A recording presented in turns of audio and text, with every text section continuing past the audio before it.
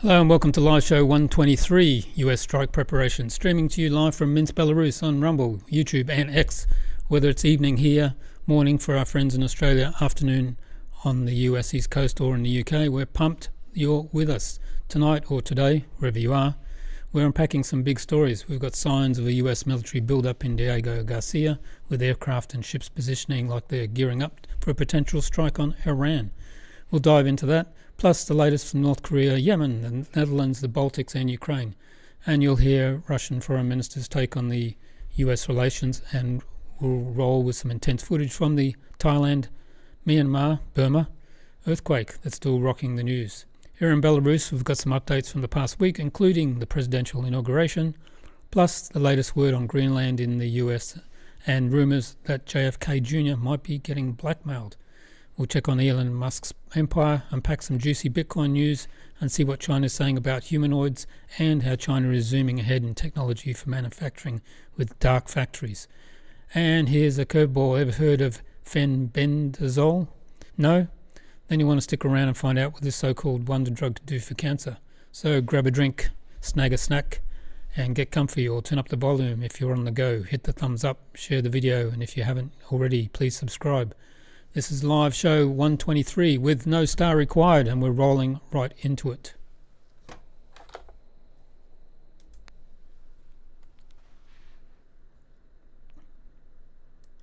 Diego Garcia, a remote US military hub in Indian Ocean, has become a focal point for air power projection.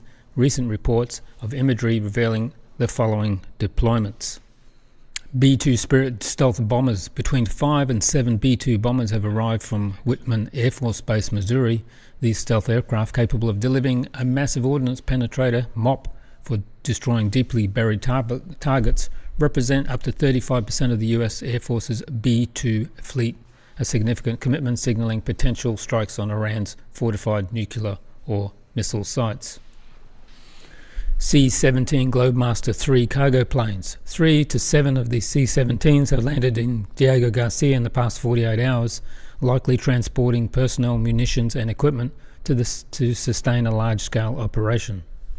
KC-135 Stratotanker refueling aircraft. Between 10 and 18 KC-135s are staged at Diego Garcia and supporting bases like Travis Air Force Base, Daniel K. Inouye International Airport and Anderson Air Force Base. These tankers extend the B-2's range, enabling strikes deep into Iran from a secure distance. Aircraft carriers in the Persian Gulf. The US Harry S. Truman and the USS Carl Vinson have moved into or near the Persian Gulf, joining the Abraham Lincoln, which has been in the region since late 2024. Each carrier hosts a carrier air wing, typically including F-18 Super Hornet, F-35C stealth fighters, EA-18G Growler electronic warfare planes, and E-2D Hawkeye surveillance aircraft. This concentration of potential 3 carriers within striking distance of Iran offers a robust platform for air superiority, precision strikes and missile defense, though it places them within Iran's anti-ballistic missiles. Ohio-class ballistic missile submarines. An Ohio-class submarine believed to be armed with Tomahawk cruise missiles or possible Trident ballistic missiles has reportedly entered the Indian Ocean or Arabian Sea. This stealth asset, capable of launching strikes from submerged positions, adds a layer of deterrence and a potential first strike capability against Iranian targets, including command and control centers or coastal defenses. The strategic context, a multi-front approach. Diego Garcia's distance from Iran, over 3,700 kilometers, provides a safe staging ground beyond Tehran's missile reach, ideally for B-2 operations targeting hardened sites. Meanwhile, the carriers in the Gulf offer tactical flexibility for rapid response missions, though their proximity increases the vulnerable to Iran's arsenal, including a hypersonic Fatah missile. The submarine's presence introduces a wildcard capable of striking without warning and complicating Iran's defensive planning. This multi-front build-up follows US strikes on Iran-backed Houthi targets in Yemen in October 2024, where B-2s demonstrated their bunker-busting prowess, with Iran's nuclear program and missile capabilities in the crosshairs. The US appears to be assembling a force capable of both deterrence and decisive action. escalating rhetoric, a prelude to conflict. The military movements align with surge in hostile exchanges. President Donald Trump has warned Iran via Truth Social that Houthi attacks will be treated as Iranian aggression, promising dire consequences. He has also issued a 2-month deadline for Iran to abandon its nuclear ambitions or face military action, a stance reinforced by National Security Advisor Mike Waltz. Iran's parliament has responded with a stark counter-threat. If the US strikes Tehran after this deadline, Iran will attack American bases in the region, escalating the stakes significantly. Iran has rejected US threats outright, with leaders denying nuclear weapon pursuits, a claim supported by US intelligence from Director Tulsi Gabbard, while conducting war games in January 2025 to showcase missile defences. Tensions have further inflamed by Israelis' October 2024 strikes on Iranian military sites, retaliating for Tehran's missile barrage against Israel. The US has signalled unwavering support for its ally, while Iran's press TV has named Diego Garcia as a potential target, for hinting at retaliatory plans. What could happen next? The combined presence of B-2s, carriers and a submarine suggests a strategy to overwhelm Iran's defences, targeting its nuclear facilities, missile silos and military infrastructure. However, this could be a coercive posture to enforce Trump's deadline rather than an imminent strike. A full-scale attack would rather require sustained operations, given Iran's dispersed and fortified assets, and could trigger a broader conflict involving its proxies across the region. Iran's promised retaliation against US bases, potentially Qatar, the UAE or Saudi Arabia, raises the spectre of a regional war, with missile strikes and asymmetric attacks via Hezbollah or the Houthis posing significant risks.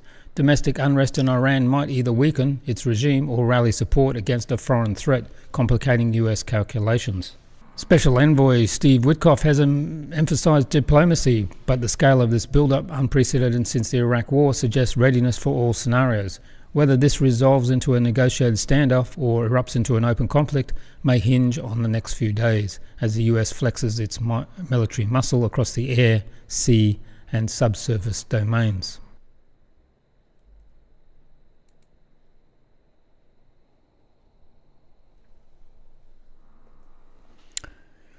Hello again, I'm back. North Korea is stepping up its game, releasing a newly early warning plane, kind of like AWACS. Let's have a look at it. Hang on, give me a second. There's me in the corner. Yeah, so North Korea is stepping up its game, releasing a newly early warning plane, kind of like AWAC, to keep an eye on the skies, and what looks like a knockoff of a US drone. It's a bold move, showing they're serious about boosting their military tech, probably with a little help from their friends. And the Houthis, here's the latest from Yemen. The US has been hitting the country hard again, and this time the strikes are slamming right into residential areas. We're talking homes, neighbourhoods and civilian zones, making the brunt of it. Reports say places like Sana'a and Sadr have been rocked, with dozens of strikes flattening houses, markets and even a medicine warehouse and a cancer centre under construction. The death toll's climbing, with at least 31 confirmed dead and over 100 injured, including women, children, just in the last few days. It's a messy, brutal scene out there. Let's have a look. There's a strike right in the middle of a neighbourhood.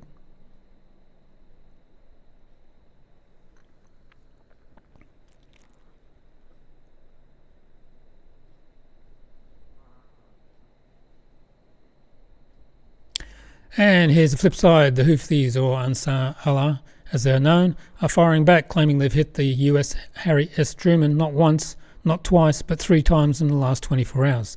They say they've unleashed a barrage of ballistic and cruise missiles, drones and naval forces on the Truman and other US ships in the Red Sea. They're calling it retaliation for US pounding their turf, so buckle up, this clash is heating up fast.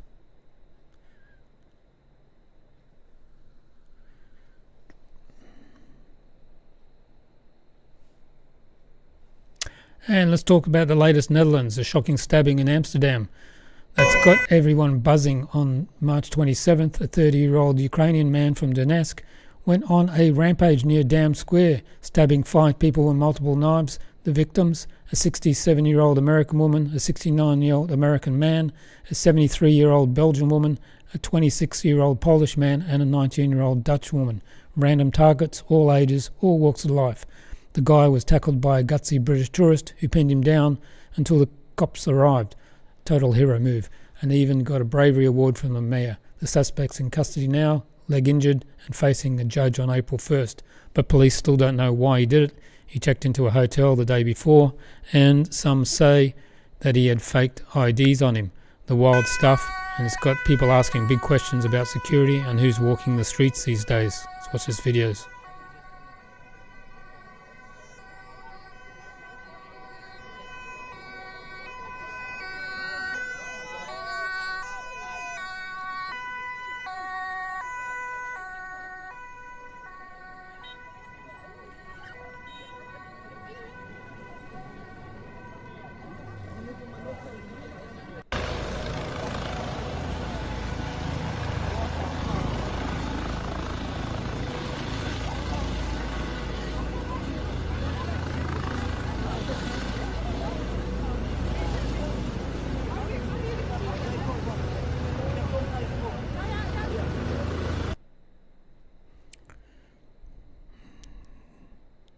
Tourist with a guy on the ground, the Ukrainian.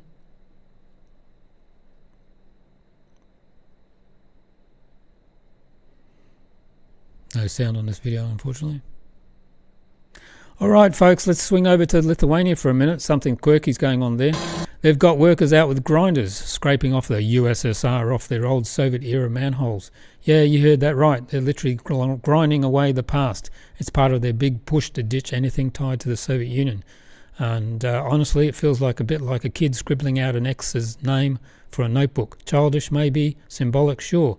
But here's the kicker. Those manhole covers have been sitting there for decades, still doing their job, which says something about how well they were made back in the USSR days. They could have replaced them with shiny new ones, but nah, they're just buffing out the letters instead. Tough old things, those covers, outlasting the empires and still holding strong.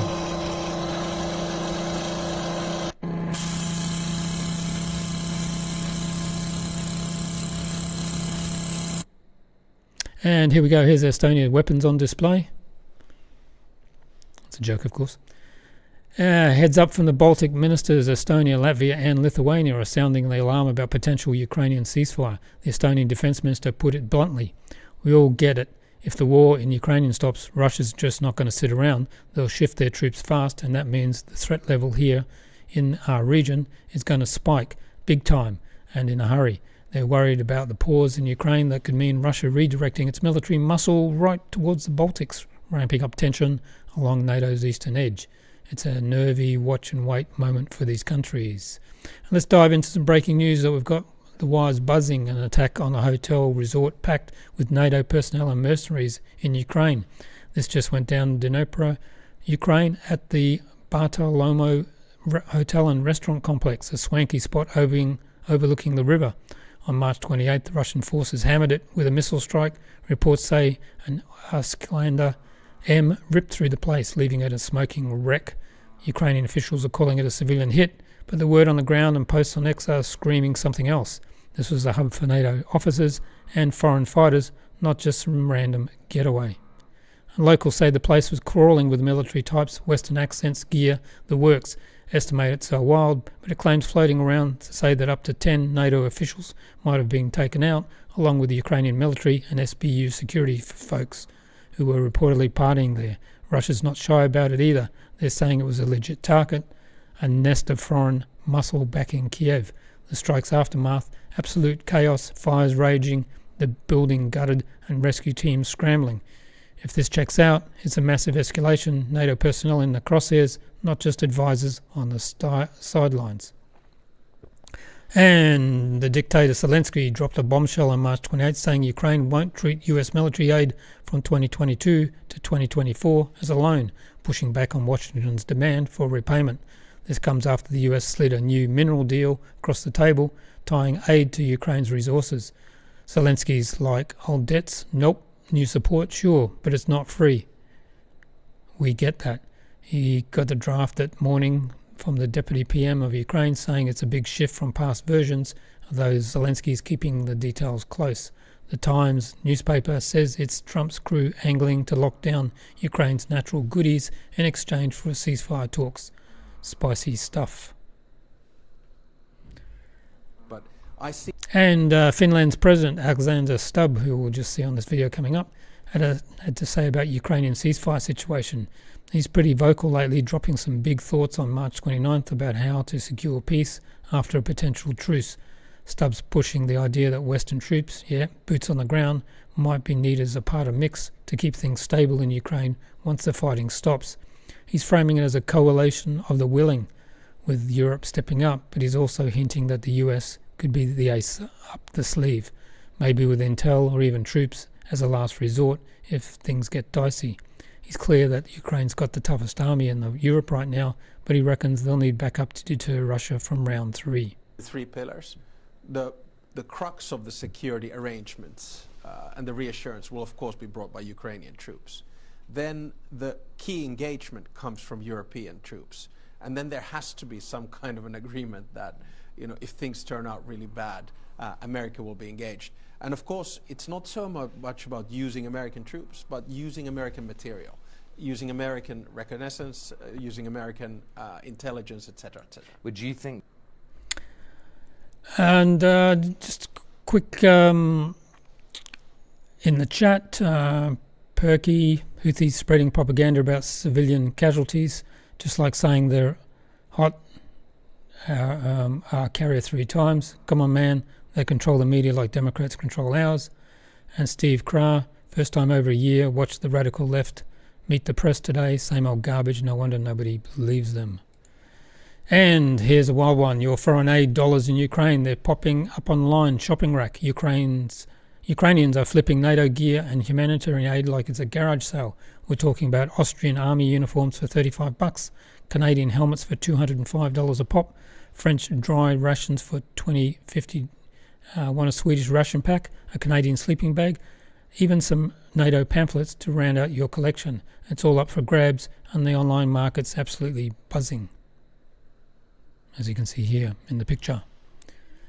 And Russia's Foreign Minister Sergei Lavrov weighing in on the state of US relations and the latest talks swirling around Ukraine. Straight from Moscow's top diplomat, he's breaking down where things stand, hinting at a new thaw with Washington, but with some serious conditions on the table about Ukraine's future. Russia and the USA have been steadily deteriorating, even during Trump's first term, and have reached, one might say, their lowest point. Why is Trump now so sharply changing the paradigm of our relations with Russia? I think that he gained invaluable experience during his first term, especially regarding the necessity of having his own team. The relations deteriorated decisively because during Trump's first term, random people gathered around him. In America, analysts say that the reason for this was, in general, Trump's belief that he wouldn't be allowed to become president, and he wasn't very well prepared for the first term, so there were people who betrayed him. He recently recalled both his then vice president and the Secretary of State, as well as the National Security Advisor, who still criticizes him very rudely, I would even say harshly. Therefore, and Trump is a decisive person, and when he made up his mind, this decision to take a revenge for the previous elections when Biden won with the votes of millions of dead people, or people who mailed in their ballots were sent in huge numbers. He decided to settle the score with this and finally get what he is entitled to by history and the will of the American people. And he achieved this by running a completely different campaign. And the speed with which he approved his team in the Senate, of course, indicates that he had been forming it for a long time. This is a team of like-minded individuals. They are not shy about speaking, frankly, about things that they agree upon among themselves and which they believe reflect the interests the national interests of the American people. When we were in Riyadh with Yuri Ushakov, we met with Marco Rubio and Marco Waltz, I mentioned in some interview. Rubio stated that all of Trump's foreign policy is about the American national interest, but at the same time, he understands that other countries, especially great powers, also have national interests. And therefore, fundamentally, they do not always coincide. In most cases, they do not coincide. But when they do coincide, it would be criminal not to use this coincidence to materialize it into some mutually beneficial joint material projects in the economy, energy, infrastructure, logistics. And the second thought was that when these interests do not coincide, which is the majority of cases, responsible powers are obliged to do everything necessary to prevent the degradation of these differences into confrontation, especially into a hot confrontation. We wholeheartedly supported this approach. I believe that these are the principles on which we build our relations with any countries. Therefore, the fact that now, despite serious disagreements, we have resumed dialogue is normal, a return to normalcy. As you know, the prospect was also discussed of removing obstacles for mutually beneficial, I emphasize once again, joint economic projects. This includes energy, space, and the Arctic, by the way. We are two Arctic powers. So we are not deluding ourselves. We have been led too deeply into this situation by Biden's partners in our bilateral relations. But the fact that Trump's people want these relations to be made mutually beneficial wherever possible, mutually respectful where we disagree, and to prevent our disagreements, the disagreements of the two largest nuclear powers from escalating into confrontation. Here we have a consensus. We are not deluding ourselves, meaning we will already be somewhat different in these relations. What mistakes, which perhaps were made before when building relationships, will we definitely not make anymore? Well, trust but verify. This is the great commandment of Ronald Reagan. And Trump remembered it, and we will not forget it. Therefore, here is a combination, if you like, a civilizational understanding of the current stage of development, when national interests need to be prioritized, when it is clear that globalization was destroyed by efforts, including those of the previous administration, including when they started using the dollar as a weapon. Trump, even before he became president, after the elections, said that Biden made a colossal mistake by not stepping in when he started, using the dollar to punish certain countries, and consequently, not only those he tried to punish by depriving them of the ability to use the dollar, but others also began to take notice. And now they are punishing Russia, Iran, and Venezuela. What if next time someone else doesn't please them? Then remember how Biden insulted Saudi Arabia and later had to go and make amends. Everyone, roughly, thinks the same, that if suddenly some administration in the USA and each of their administrations can cancel everything the previous one decided, everything the previous one agreed upon, comes in and suddenly doesn't like it, someone who is currently not on the blacklist. But perhaps in this case it's better to be safe and not necessarily create your own currency, but use national currencies in transactions. Not the dollar and not the euro, by the way, because Europeans are even less predictable people. Some payment platforms, like BRICS, are being discussed now. And this process cannot be stopped anymore. But, of course, Trump is a man of action. He doesn't like to philosophize. He likes to solve problems. And, you know, When he said about Greenland, it's absolutely essential for the United States for security. I believe that we talked about this with the Americans, and I have the full impression that they understood it. And such comparisons are very important for them. That, thank you for security, for the legitimate security interests of Russia, Ukraine, is several orders of magnitude more important than Greenland is for ensuring the security of the United States. They understand this. And a massive 7.7 magnitude earthquake hit near Mandalay, Myanmar, shaking up the region and causing chaos across Thailand too. The latest news is over 1,600 people have lost their lives, with houses and thousands injured. In Myanmar, cities like Mandalay are dealing with collapsed buildings and damaged landmarks, while in Bangkok, a high-rise in construction came down, leaving at least 17 dead and many still missing. Rescue teams are working around the clock, and aftershocks keep rattling the area, and countries worldwide are stepping up with aid like Belarus. Let's watch some of the videos.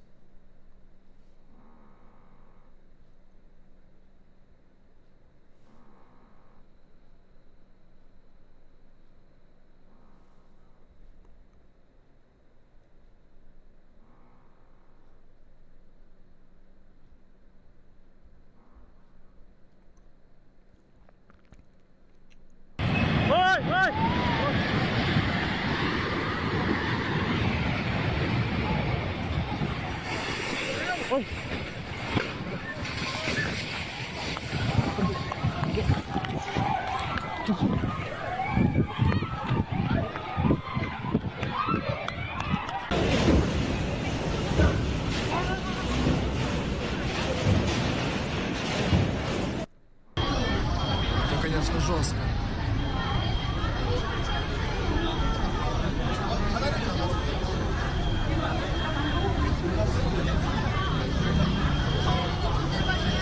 Тебе и тайфо летит.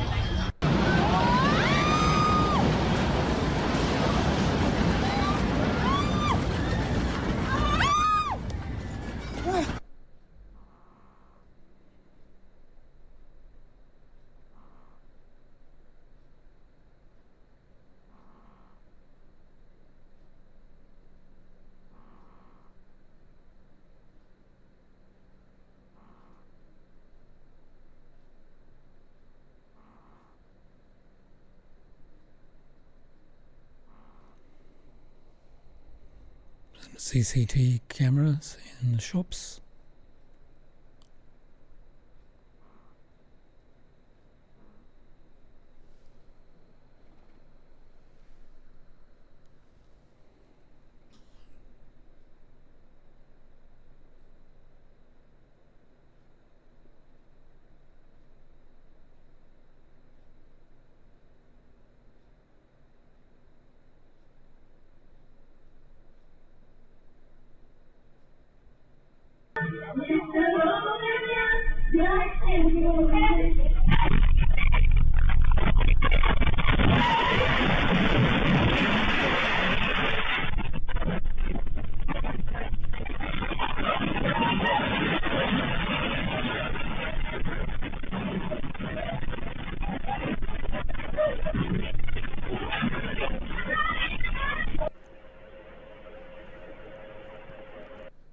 Numerous special-purpose teeth have received orders to boost readiness. The preceding day, rescuers must journey over 9,000 kilometers between Belarus and Myanmar.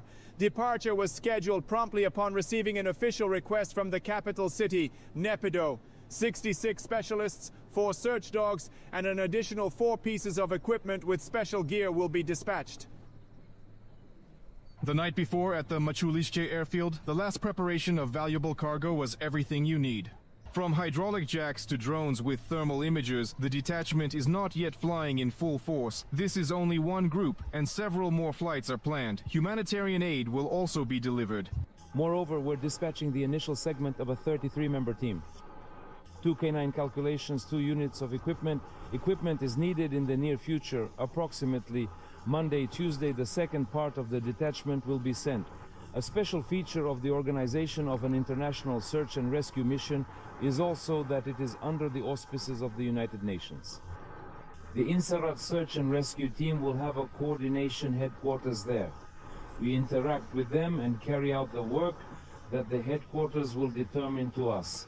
The elite and their skills have been practiced in real disasters, from earthquakes to natural disasters. Our experience, for example, in Turkey and other parts of the world confirms the professionalism and courage of Belarusians. The main thing is to quickly find people and clear the rubble of Myanmar, and they will not only have to rescue but also coordinate work with local authorities and difficult teams. It is known that Russian rescuers have already arrived on the scene. China and India expressed their desire to help deliver our Special Forces Unit IL-76 flight with refueling in Novosibirsk. Despite the geographical distance of about 9,000 km during the flight around 12:09, the crew is fully prepared for this mission. Under the leadership of the head of state, we have previously provided assistance to Syria, the People's Republic of China, and Turkey. Therefore, let us execute this mission successfully. Belarus once again proves that distance is not an obstacle. We wish our rescuers good luck, and let us remind you that in such operations every life is important, both those who save and those who are in trouble. Nikita Polikovich, Alexei Shaplov, Our News on Intern. All right, folks, let's rewind to March 25th. Alexander Lukashenko's presidential inauguration went down right here in Minsk. It was a big moment, and if you want the full scoop, we've got the entire ceremony up on our channel, plus a shortened English translated version for you to check it out. Don't miss it. Here's some of it now. Motorcade of the head of state, which is heading to the Independence Palace, the symbol of our statehood. The car of the Belarusian leader is accompanied by an honorary escort of motorcyclists. Their clarity and coherence of movements always attracts the attention of spectators. Agree, this is both effective and very beautiful. It is an important day that celebrates a new chapter in history. Alexander. The situation took a note. From that moment on, the beautiful woman officially took office solemnly in front of 1,000 people.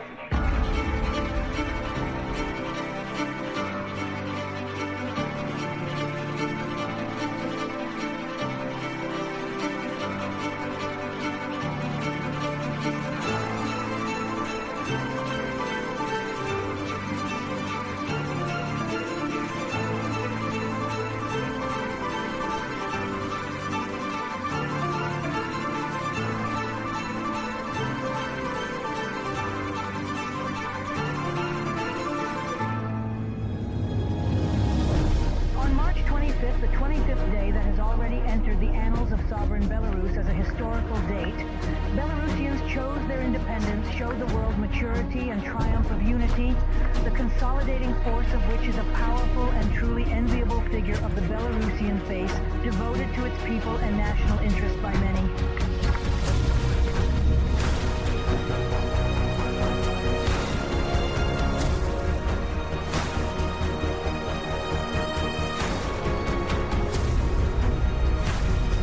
We assume the position of head of state. I solemnly take upon myself the tremendous responsibility to serve the Belarusian people with unwavering faith and truth.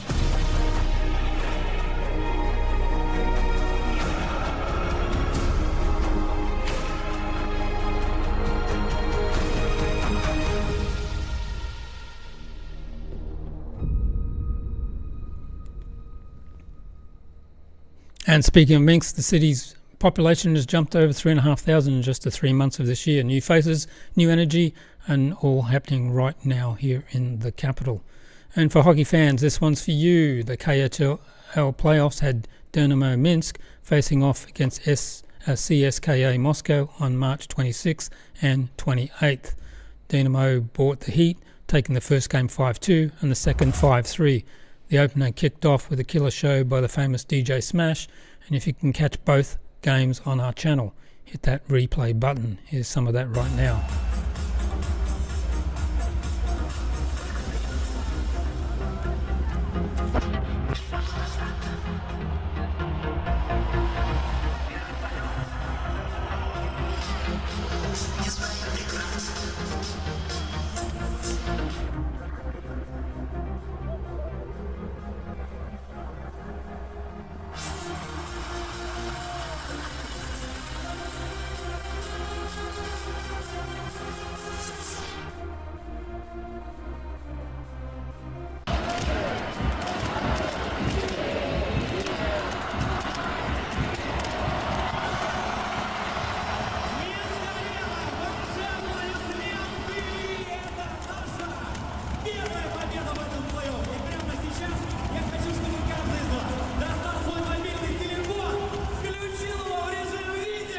It's the game on the 26th. This one's on the 28th.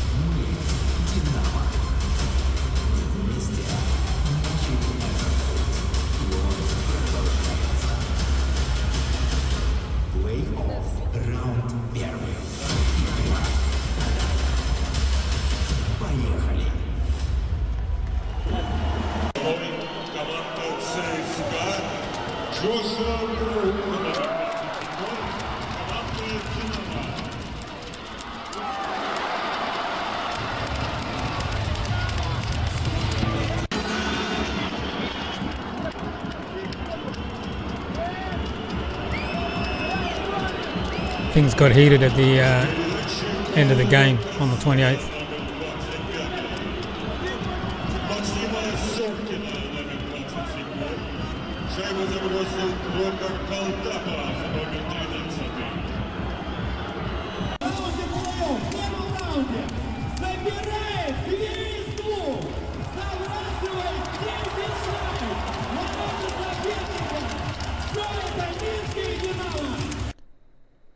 And tennis time. Belarus's own Anya Sabalenka just crushed it at the WTA 1000 hardcourt tournament in Miami, USA.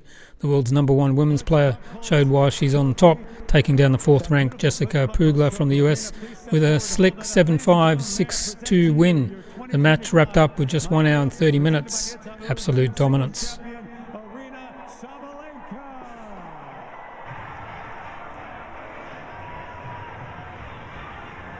Congratulations once again to world #1 Aryna Sabalenka. And the other bit of good news is we have beaten the rain. The clouds. And more ice action. The President's hockey team is on fire. They've clinched their first spot and the first finalist in the Republican Hockey League on the Olympic ice arena here in Minsk. They smashed the Mogilev regional team in the semi-finals with a 9-3 blowout. That's how you set the pace. Hey folks, let's jump over to Denmark. Foreign Minister Lars Rasmussen fired shots at the US on Friday, called out Vice President J.D. Vance for slamming Denmark's Arctic security game. In a video straight to the Americans, Rasmussen said he's fine with the critique, but the hostile vibe, not cool. This all ties back to tensions that blew up when Trump started flexing about grabbing Greenland, Denmark's self-governing turf, threatening military moves or economic chokeholds. Denmark and Greenland both hit back. Things got spicier when Vance visited the space base in Greenland, doubling down on Denmark's dropping the ball in the Arctic and hinting the US could do it better. Rasmussen wasn't having it though, told the US to quit the trash talk because that's not how allies roll. He's open to chats about boosting US military presence there, giving NATO ties, but stressed the Arctic's not the chill zone it used to be. Both sides need to wake up to reality. Greenland, very importantly for... And we have, international security. We have to have Greenland. It's not a question of, do you think we can do without it? We can. If you look at Greenland right now, if you look at the waterways, you have Chinese and Russian ships all over the place. And we're not going to be able to do that. We're not relying on Denmark or anybody else to take care of that situation. And we're not talking about peace for the United States. We're talking about world peace. We're talking about international security. Thanks for having. And Denmark failed to protect Greenland from aggressive incursions from Russia and China, Vance said. Don't you have a major base in Greenland, USA? Delusions of China and Russia threats aside, by your logic, your base served no deterrence. That's in Greenland. Let's listen to him. Please, I want you to eat your food. Usha and I are thrilled to be here. It's a really beautiful flight, actually. You fly over some pretty cool spots. I've never been to Greenland. Apparently, I'm the first vice president to ever visit Greenland, so that's a pretty cool thing. But we're looking forward to hanging out and getting to know you guys and understanding what you do. So I think what do we have? So we're gonna talk to the command and some of the Guardians about what exactly the base does and all the important ways it contributes to national security. We're going to get a briefing, of course, about what you guys do every day, and then we're going to talk just about, as you've heard, we have some interest in Greenland from the Trump administration. So we're going to talk a little bit about that with our friends in the media. And Denmark has. And general objectives call for investing in icebreakers and naval ships in order to protect the American power in the Arctic, he said. Putting the resources necessary to keep this base, to keep our troops, and in my view, to keep the people of Greenland safe from a lot of very aggressive incursions from Russia, from China, and from other nations. Are there general objectives that we want to accomplish that will certainly require us investing more resources, be dressing like investing Zelensky. in additional military, icebreakers, investing in additional naval ships that will have a greater presence in Greenland? We respect.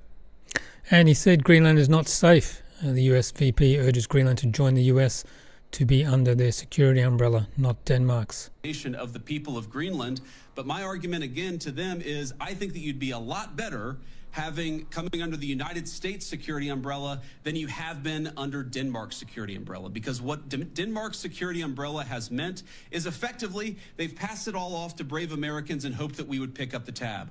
We're simply saying to the people of Greenland, when the president says we've got to have Greenland, he's saying this island is not safe. A lot of people are interested in it. A lot of people are making a play. What we think is going to happen is that the Greenlanders are going to choose through self-determination to become independent of Denmark, and then we're going to have conversations with the people of Greenland from there. So I think that talking about anything too far in the future is way too premature. We do not think that military force is ever going to be necessary. And as we said, the Danish foreign minister has scolded Trump criticisms of Greenland. This is him here. And let's get some juicy allegations swirling around JFK Jr. Word on the street is that he's caught up in a blackmail scandal that's rocking the political scene. The buzz says it's tied to some heavy hitters at the top of the American politics, and it's getting wild out there in 2025. To break it all down, we've got a new hot video from Ian Carroll, the online sleuth who's been digging into this mess. He's dropping hints that it's worse than we think. Blackmail power plays the works. The blackmail story is currently breaking in many directions, all across the internet, and American politics is not going to be the same after this weekend. That's not hyperbole. This is not just a hook, and I don't really know where to start. But this is the kind of story that I've gotten enough calls from enough people tonight, and there's enough going on that I feel like we need to make a video right now to keep some people safe and to get as much as we all know out on the internet right now so that everyone can be safe. And the best place for everyone to start is at Candace's video that she put up today, that she very aptly titled, "One Nation Under Blackmail." Go watch it. She does a way better job of explaining a bunch of what's going on than I could, but as soon as I was like 10 minutes into it, and then I started getting phone calls from sources telling me more information that is corroborating and taking it even further than what is exposed in that video. And I have sources telling me that there are people in like media and around Bobby that know about this and know it's coming and are trying to protect him and save him from this. But it is past that, and there is no saving anyone from this, I think. And we just have to deal with what's about to happen. So I'm gonna leave all of that out, and we're gonna start the story here with our girl Jessica, House and Habit. She had tasked one of her writers, Emily Hagan, with writing a hit piece about Candace Owens. They were trying to create or dig up some dirt on Candace's husband for some reason to take her down. For reasons we'll kind of get to in a second. Emily submitted a draft and Jessica, House and Habit, was having her girl, I believe Olivia Nuzzi, read through it, and it was like, we can't publish that, it's too 4chan-y. House and Habit clarified that it needs to be a clean shot. A clean shot to take down Candace Owens. Good fucking luck with that. If you don't remember who Olivia Nuzzi is, she's the woman that had the sexting scandal with RFK last year, who then cozied up to House and Habit for reasons that are not entirely clear, and sort of started secretly editing there behind the scenes and kind of replacing people and getting really close to Jessica Reed Krause, House and Habit, for reasons that are still not entirely clear as far as I'm aware. To be fair, there's a lot that is not entirely clear because this is so complicated, and everything in this video is hearsay and rumors. And obviously when they tried to come to Candace and it created all this drama, and Candace don't take no fucking shit, and Jessica had been super mean to the writer of the article and that had then fired her. And so her and Emily had all this drama, and then her other best friend, and it had gotten super fucking vitriolic. And eventually Emily was like, fuck it. I'm just gonna go to Candace and come clean and say what's going on. That's how we got this video. And I was only 15 minutes into this video when I started getting interrupted by all kinds of calls from all kinds of people all over the country that have more information about this.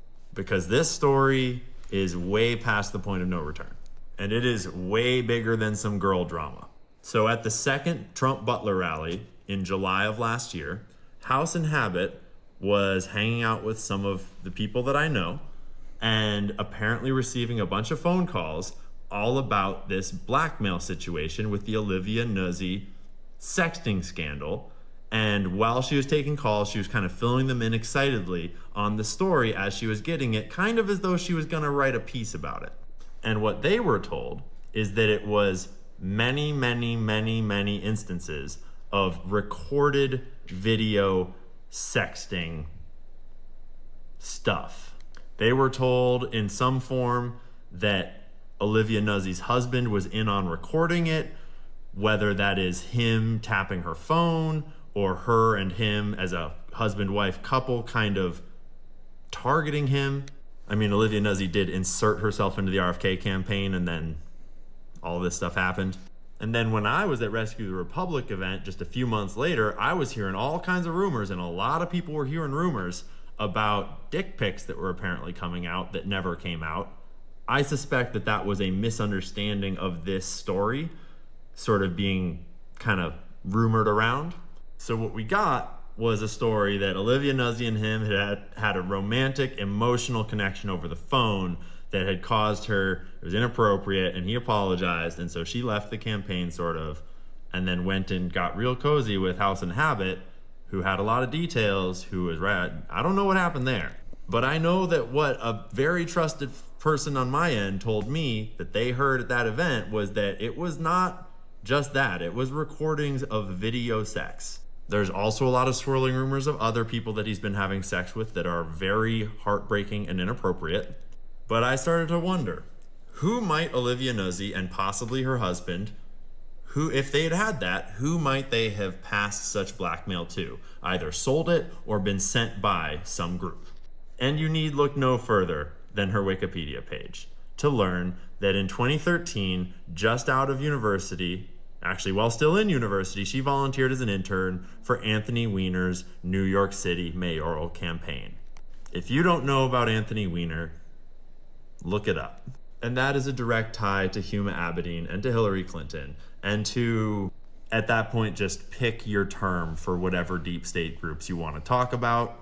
That blackmail could be anywhere by now, but I think we all know who has it. And Candace certainly knows who has it.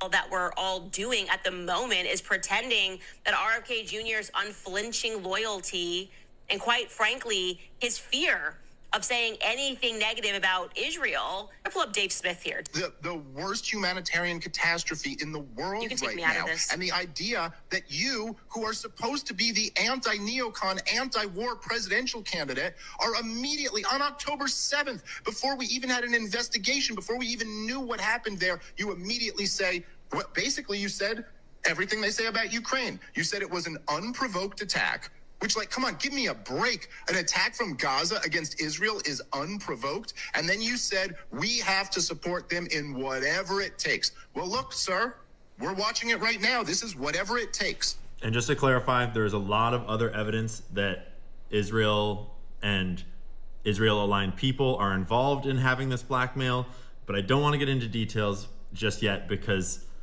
that would kind of compromise some of the journalists that are currently a little at risk. Right now, Bobby's own staff around him, they know this, and they have been trying to find the handler that's close to him, because it must be very close in order to be managing his tweets and managing his appearances and everything he's doing. And it sounds like there's a lot of people that are trying to protect him from this coming out, but it is already coming out. And unfortunately, it is out enough that journalists are in danger.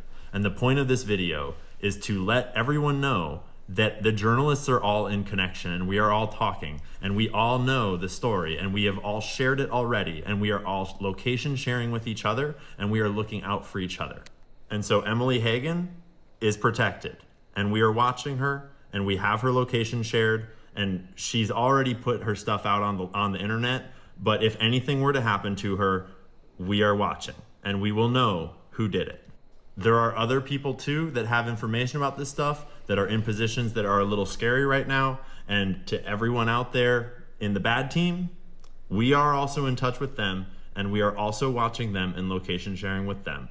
Do not touch anyone. Decentralized media is doing its thing. And I wish that we didn't have to do it this way. And I do not know all the details yet. And I don't know if every single little detail that I just said is correct, but I know that enough of it is going on and I'm getting it from at 5 to 6 different sources, 7 different sources tonight, that this is coming out. And the next months are gonna be completely insane.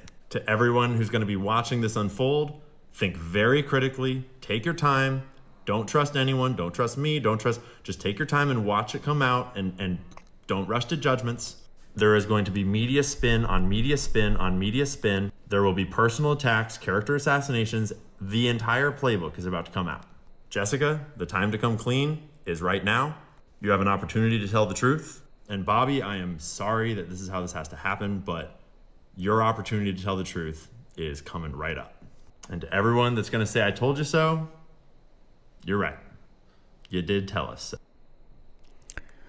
Elon Musk is pulling off a masterclass in selling to himself. X just got acquired by his AI outfit, XAI, in a slick stock swap that pegs X at $33 billion. It's not really a sale, just a shuffling the decks under Musk's empire. Meanwhile, XAI is strutting out of this looking like an $80 billion beast. The man's rewriting the business playbook while we're all still flipping through the basics. Classic Elon. And let's peek at Elon's Musk's empire. It's a multi-billion dollar juggernaut. His net worth is hovering between 353 and 400 billion, keeping him near the top of the rich list. Here's the breakdown. Tesla's at 765 billion. SpaceX clocks in at 350 billion. X, yep, the old Twitter sits at 12.5 billion. XAI's flexing 50 billion. Neuralink's at 8 billion. And the Boring Company rounds out about 7 billion. That's a wild portfolio, and Musk running the show like a sci-fi tycoon. Bitcoin, hold on to your hats because we're about to dive into some mind-blowing crypto prophecy. Billionaire Michael Saylor, yep, the MicroStrategy mastermind and man and name tipped to shape Trump's crypto council, is dropping a bombshell predicting Bitcoin could skyrocket to $500 trillion market cap. That's trillion with a T. He's got a vision, the cash and the clout. So let's roll the tape and let's hear straight from the man himself as he sees Bitcoin rewriting the financial future. Of capital are flowing into the network. It's going to go from 2 billion to 20 billion to 200 billion to 2 trillion to 20 trillion to 200 trillion. And when it gets to 200 trillion, it'll chop along at plus 20% to eventually 300, 400, 500 trillion dollars. And where is that capital going to come from? It's going to come from Russian real estate. It's going to come from Chinese private equity. It's going to come from everything in Africa, everything in South America. You have capital flowing from foreign financial and physical assets to Bitcoin. You have capital flowing from 20th century assets to Bitcoin. Capital is going to flow from the 20th century to the 21st century. It's going to flow from physical to digital. It's going to flow from currency-based derivatives to a digital commodity derivative. So it's already happening. It's unstoppable. It's literally like, for me to say Bitcoin's going to demonetize gold understates it. Yeah, it's going to demonetize gold. Then it's going to demonetize the real estate that's 10x more than gold. Then it's going to demonetize every long-term store of value. So what you have is a situation like the Europeans show up and they give like some Dutch guilders or some pieces of paper or some glass beads or seashells or stone coins to people using a more primitive form of money. And we have the opportunity to, in essence, just grab 10, 20, 25% of the network, let the entire dynamic flow, and it's going to accelerate. And when the dust settles, the American people will own 25, 30% of that capital, which right now is sitting in 20th century. Well, what do you think? Just got in the chat, Dirk Gently said, thank you for streaming. Thank you for watching. We've got a fascinating video diving into fenbendazole, you know, that dog dewormer that's making the waves for something way bigger. Its potential cancer-killing properties from disrupting cancer by cutting off their sugar supply. This stuff's got researchers and regular folks buzzing. We're about to unpack what the science says and why it's got big pharma sweating. Let's watch this video. Fenbendazole is not a dog dewormer. That's what we're told. It's a dog dewormer. It's not a dog dewormer. It's far more than that. That would be like saying water is for watering lawn. Well, it's also necessary for every biochemical reaction on Earth. It's necessary for life to exist. It's necessary for photosynthesis to take place. It's necessary to keep the Earth warm. It's necessary for weather. I mean, okay, like fenbendazole. Now, what does fenbendazole primarily do?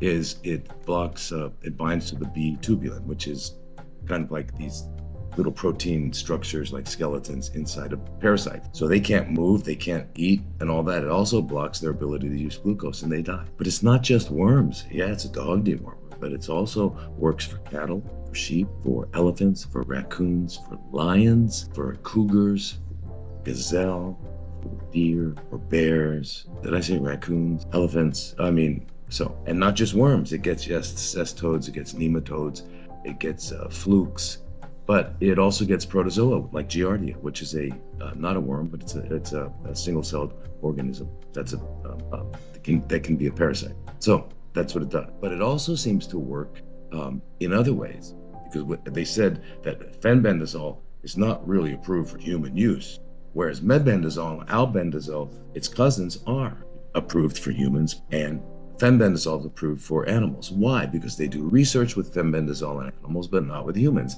And they do research with albendazole and mebendazole with humans and not with animals. And so that's why. Then comes along Joe Tippins in 2016.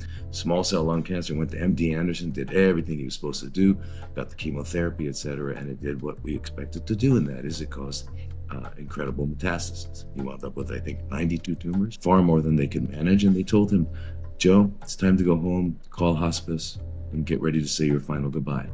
He went home, had a friend who is a large animal vet, and said, you know, Joe, whenever we're treating an animal for worms and it has cancer, the cancer goes. So Joe said, I'm going to try that. He tried it. Within 3 months, his scans were clean. And to this day, his scans are clean. So he kind of proved that it works with humans as well, right? But, you know, what does it do with cancer? How does it work? Well, as we said, it binds to the microtubules, right?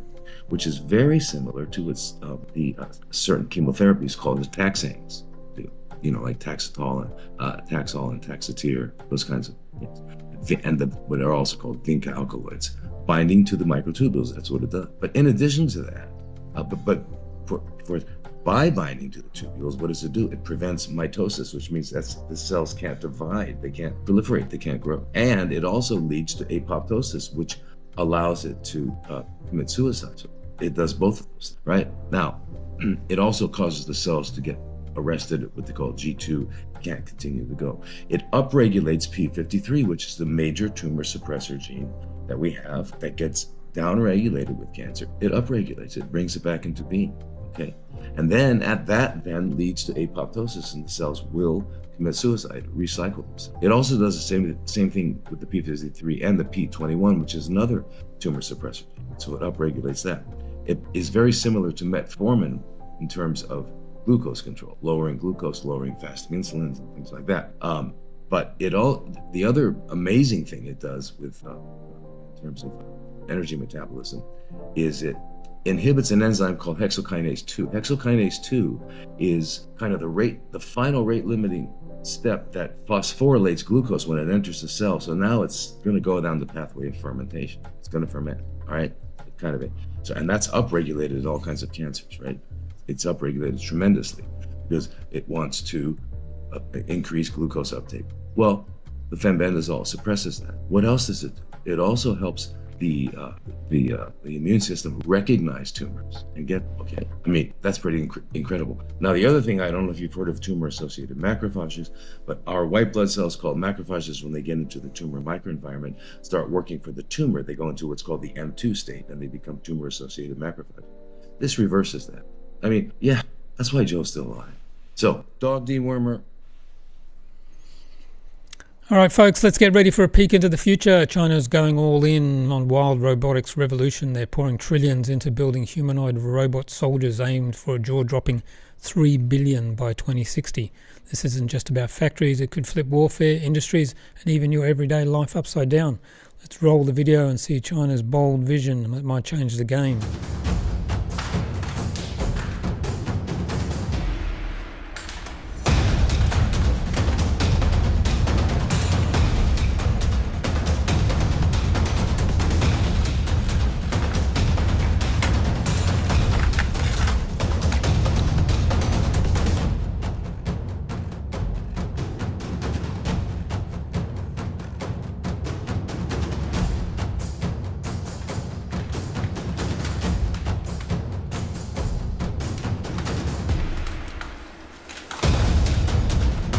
This is why Elon Musk has stated that humanoids will be the biggest product for his company ever in the near future with his robots.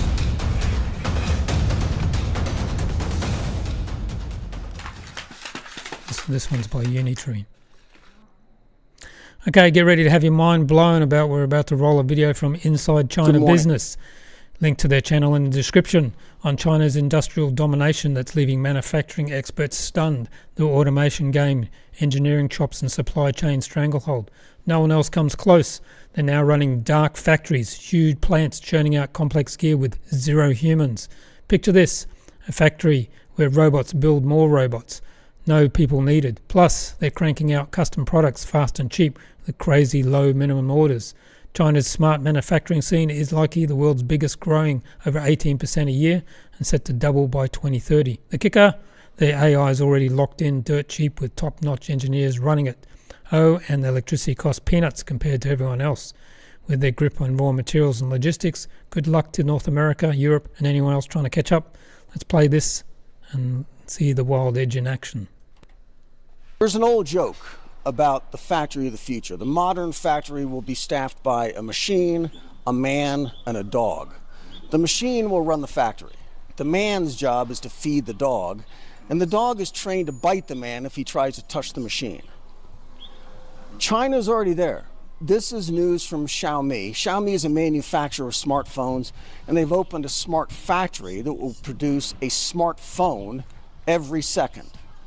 That's 30 million phones per year with no people. So this is known as a dark factory here. This plant is $330 million, and this is the press announcement from Xiaomi, which will use this factory to produce their Fold 4 and Mix Flip smartphones. There's a big dog in that place somewhere.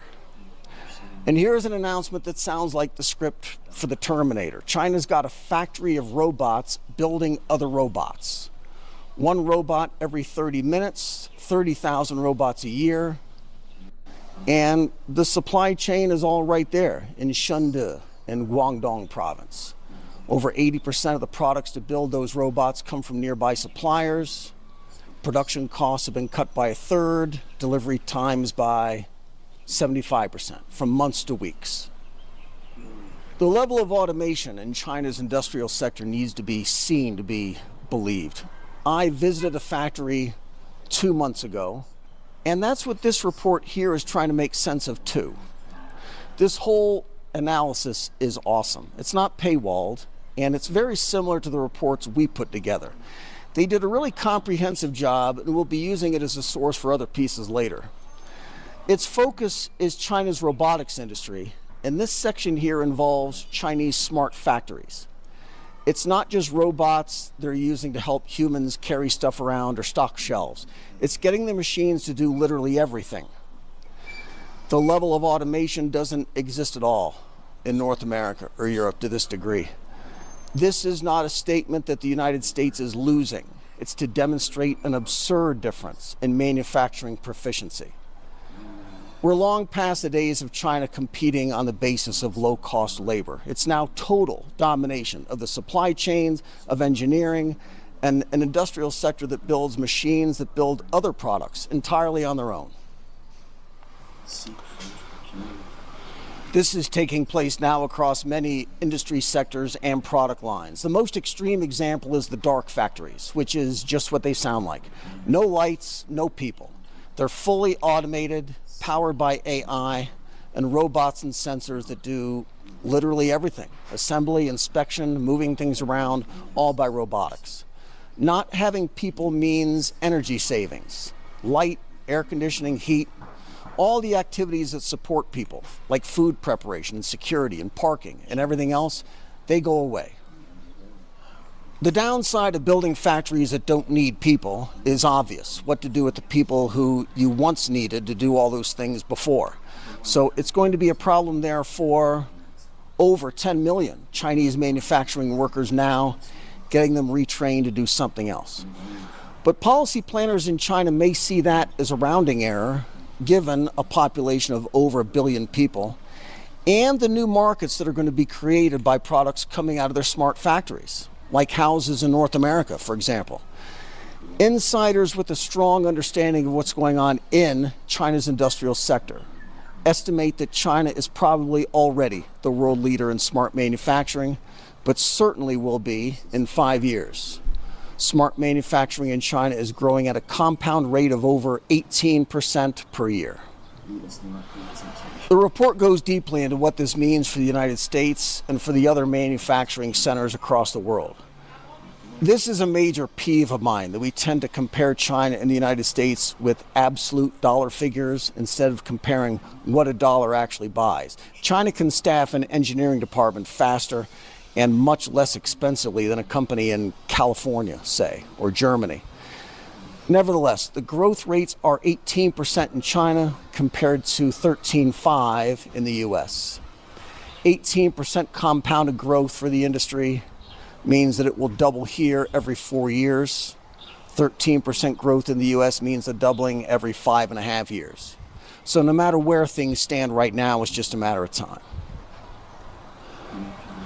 And here are some of the catalysts on the Chinese side. China's artificial intelligence models cost just a fraction of what our AI vendors charge. But the elephant in the room is supply chains. Again, cheap AI would be great. It would be great if electricity prices were the same back home as here.